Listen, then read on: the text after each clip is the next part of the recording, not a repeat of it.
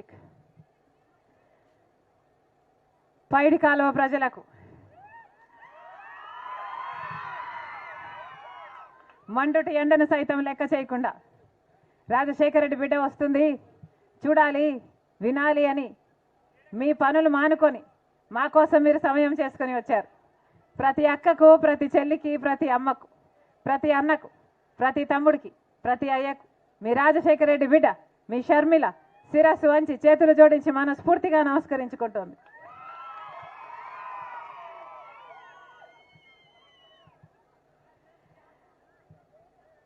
అమ్మా ఎన్నికలు వచ్చాయి అవునా? సోమవారం ఎన్నికలు. ఎంత ఇస్తారంట?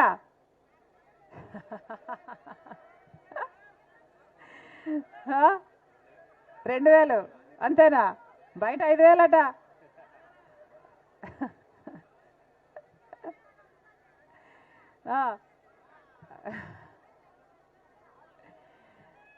ఎవరమ్మా మీ ఎమ్మెల్యే?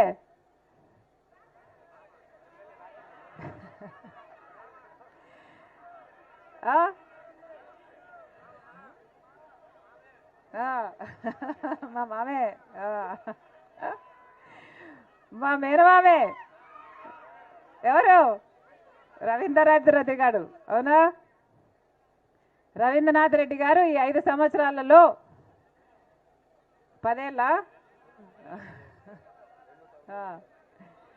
కనీసం గాలేరు నగరి నీళ్ళు వస్తున్నాయా తల్లి? ముఖ్యమంత్రి జగన్మోహన్ రెడ్డి గారే చెప్పారు కదా 90,000 ఎకరాలకు నీళ్ళు ఇస్తాను కమలాపురంలో అని. అయిందా? ఏమైందా? అయిందా?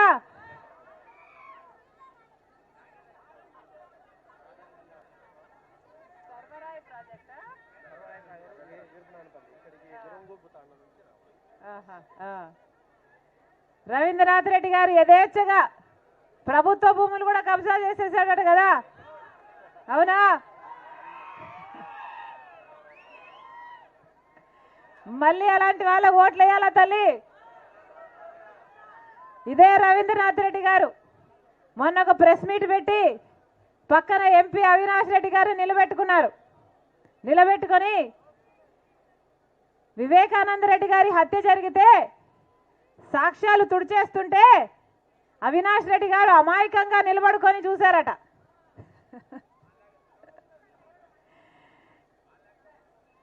అంటే సాక్ష్యాలు తుడిచేస్తుంటే సాక్షాత్ ఎంపీఏ పక్కన నిలబడి చూస్తూ ఉన్నాడు అని రవీంద్రనాథ్ రెడ్డి గారే సర్టిఫికెట్ ఇస్తారు. సాక్ష్యాలు ఎంపీగా ఉండి తుడిచేస్తుంటే చూస్తున్నాడట. ఈయన చెయ్యి లేకపోతే, ఈయన హస్తం లేకపోతే ఎందుకు చూస్తూ ఊరుకున్నాడు? పోలీసులకు చెప్పాలి కదా, సాక్ష్యాలు తుడిచేస్తున్నారు అని పోలీసులకు చెప్పాలి కదా. ఈ ఎంపీ అట చిన్నపిల్లోడట, చిన్నపిల్లోడు అమాయకుడట, సాక్ష్యాలు తుడిచేస్తుంటే చూస్తున్నాడట. ఒక సర్టిఫికెట్ ఏమో రవీంద్రనాథ్ రెడ్డి గారు ఇస్తారు, అమాయకుడు చిన్నపిల్లోడు అని ఇంకో సర్టిఫికెట్ ఏమో జగన్మోహన్ రెడ్డి గారే ఇస్తారు. వీళ్ళ అమాయకుల తల్లి. కడప స్టీల్ ఫ్యాక్టరీ కోసము ఎంపీగా 2 సార్లు ఓట్లేశారే, ఒక్కసారైనా కొట్లాడా అవినాష్ రెడ్డి? కడప స్టీల్ ఫ్యాక్టరీ వచ్చిందా? రాజశేఖర రెడ్డి గారు ఉండుంటే ఈ పాటికి పూర్తయిపోయేది, 1,00,000 ఉద్యోగాలు వచ్చాయి. ఎంపీ అవినాష్ రెడ్డి గారు ఒక్కసారైనా పార్లమెంటులో ఒక్కసారైనా మన కడప స్టీల్ ఫ్యాక్టరీ కోసం మాట్లాడా? ఈయన అమాయకుడట, చిన్నపిల్లోడట, మాట్లాడలేడట, సాక్ష్యాలు తుడిచేస్తుంటే చూస్తూ ఊరుకుంటాడట. ఈసారి చిన్నపిల్లాడు వదిలేశారు లెక్క అంటుంది. అమ్మా వీళ్ళు చిన్నపిల్లలు కాదు, వీళ్ళు అమాయకులు కాదు. అవునా? హత్య జరిగిన రోజున మాకు కూడా తెలియదు ఎవరు చంపారు, కానీ సిబిఐ వచ్చి ఎంక్వైరీ చేసి సాక్ష్యాలు ఆధారాలు అన్నీ చూపుతుంది అవినాష్ రెడ్డి గారి హస్తం ఉంది అని. గూగుల్ మ్యాప్స్లో అట హత్య చేసిన వాళ్ళు, హత్య చేయించిన అవినాష్ రెడ్డి ముందు రోజు కలుసుకున్నారు ఒకే లొకేషన్ చూపుతుంది, ఆ రోజు కలుసుకున్నారు ఒకే లొకేషన్ చూపుతుంది అని సాక్ష్యాలు బయట పెట్టింది సిబిఐ. అలాగే ఫోన్ కాల్ రికార్డ్స్, చంపిన వాళ్ళు చంపిన అవినాష్ రెడ్డి గారు, సంపించిన అవినాష్ రెడ్డి గారు అంతకు ముందు రోజు ఫోన్లు మాట్లాడుకున్నారు, ఆ రోజు కూడా ఫోన్లు మాట్లాడుకున్నారు, రాత్రి కూడా వాళ్ళ యాక్టివిటీ ఉంది అని సిబిఐ ఆధారాలతో సహా చూపిస్తుంది. డబ్బులు మారాయి, 40 కోట్ల కంట మాట్లాడుకున్నారు. ఎవరి దగ్గర ఉంటుందమ్మా అంత డబ్బు? అవినాష్ రెడ్డి గారు కాకపోతే ఎవరు చంపినట్టు, ఎందుకు చంపినట్టు? 5 కోట్లు డబ్బు కూడా తీసుకున్నారు అని సిబిఐ ఆధారాలు చూపుతుంది. ఇన్ని సాక్ష్యాలు ఆధారాలు ఉండి కూడా 5 సంవత్సరాలుగా ఇప్పటి వరకు ఒక్క చెయ్యి కూడా పడలేదు అవినాష్ రెడ్డి గారి మీద. ఎందుకంటే సాక్షాత్ ముఖ్యమంత్రి జగన్మోహన్ రెడ్డి గారే అధికారాన్ని అడ్డేసి మరీ కాపాడుతున్నారు కాబట్టి. సిబిఐ కర్నూలు వరకు వెళ్ళింది అవినాష్ రెడ్డిని అరెస్ట్ చేయాలి అని. 3 రోజుల పాటు భయభ్రాంతులకు గురి చేశారు.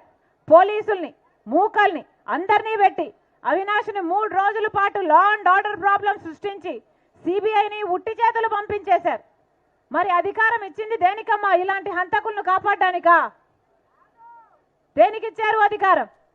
ఈ రోజుటి వరకు జగన్మోహన్ రెడ్డి గారు సమాధానం చెప్పలేదు. గొడ్డలి వేట్లతో 7 సార్లు నరుకుతే వివేకానంద రెడ్డి గారి ఎముకలు బయటకు వచ్చాయి, ఆయన మెదడు బయటకు వచ్చిందట, ఇల్లంతా రక్తం అయిపోయిందట. అయినా కానీ ఆ రోజు సాక్షి టీవీలో మాత్రం హార్ట్ అటాక్ అని చెప్పారు. హార్ట్ అటాక్ నడిపేది ఎవరమ్మా? జగన్మోహన్ రెడ్డి గారి భార్య. మరి ఎందుకు అలా చెప్పారు అని ఈ రోజుటి వరకు జగన్మోహన్ రెడ్డి గారు ప్రజలకు సమాధానం చెప్పారా? చెప్పలేదు. హత్య జరిగిన రోజు సిబిఐ ఎంక్వైరీ కావాలి అని జగన్మోహన్ రెడ్డి గారు అడిగారు. తర్వాత ఆయన ముఖ్యమంత్రి అయ్యాక సిబిఐ ఎంక్వైరీ అవసరం లేదు, సిబిఐ ఎంక్వైరీ వేస్తే అవినాష్ రెడ్డి బీజేపీ పార్టీకి పోతాడు అని సునీతమ్మకు చెప్పాడు జగన్మోహన్ రెడ్డి గారు. ఇది న్యాయమేనా? ఇది న్యాయమేనా? అమ్మా, ఇదే రాజశేఖర రెడ్డి బిడ్డ, ఇదే జగన్మోహన్ రెడ్డి గారి కోసం 3200 కిలోమీటర్లు పాదయాత్ర చేసింది ఆయన జైల్లో ఉంటే, ఆయనను ఆయన పార్టీని నిలబెట్టడం కోసం. కానీ ఈరోజు ఇదే షర్మిలమ్మ, ఇదే రాజశేఖర రెడ్డి బిడ్డ ఇంత అన్యాయం జరుగుతుంది కాబట్టి వ్యతిరేకిస్తుంది. నేను రాజశేఖర రెడ్డి బిడ్డను, పులి కడుపున పులే పుడుతుంది, దేనికి భయపడేది కాదు రాజశేఖర రెడ్డి బిడ్డ. అన్యాయం జరుగుతుంటే సహిస్తూ చూస్తున్నది కూడా కాదు రాజశేఖర రెడ్డి బిడ్డ. ఆ రోజు అవసరం కాబట్టి పాదయాత్ర చేశాము, ఈ రోజు అన్యాయాన్ని అడ్డుకోవడం అవసరం కాబట్టి ఎదురు నిలబడింది రాజశేఖర రెడ్డి బిడ్డ. నేను చేసింది తప్ప? వివేకానంద రెడ్డి గారు ఎవరమ్మా? సొంత తమ్ముడు, రాజశేఖర రెడ్డి గారి సొంత తమ్ముడు.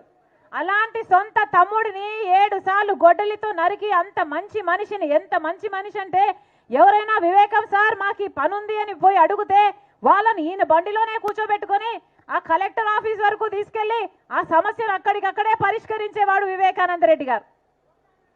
రికార్డులు చూస్తేనట, ఈయన ట్రైన్ టికెట్లు చూస్తేనట నెలలో 25 రోజుల పాటు ట్రైన్లలోనే తిరుగుతాడట.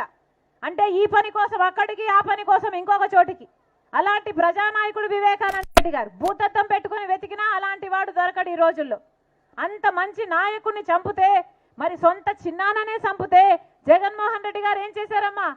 5 సంవత్సరాలుగా హత్య చేయించింది వీళ్ళు అని తెలిసి కూడా వాళ్ళ కాపాడమే కాకుండా ఇప్పుడు మళ్ళీ అదే అవినాష్ రెడ్డికి టికెట్ ఇచ్చారు. అంటే హత్య చేయించిన వాళ్ళే మళ్ళీ గెలవాలి, అధికారంతో తప్పించుకొని తిరగాలి, ఇలాంటి వాళ్ళే చట్టసభలకు వెళ్ళాలా? ఇది ఎక్కడి అన్యాయం? ఇది న్యాయం కాదని తెలిసే రాజశేఖర రెడ్డి బిడ్డ ఈరోజు ఎదురు నిలబడింది.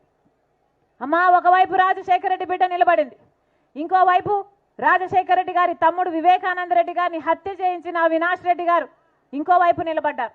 మీకు ఎంపీగా రాజశేఖర రెడ్డి బిడ్డ కావాలో, లేకపోతే మీకు ఎంపీగా రాజశేఖర రెడ్డి గారి తమ్ముడు వివేకానంద రెడ్డి గారిని హత్య చేయించిన అవినాష్ రెడ్డి గారు కావాలో మీరు నిర్ణయించుకోవాల్సిన సమయం వచ్చింది.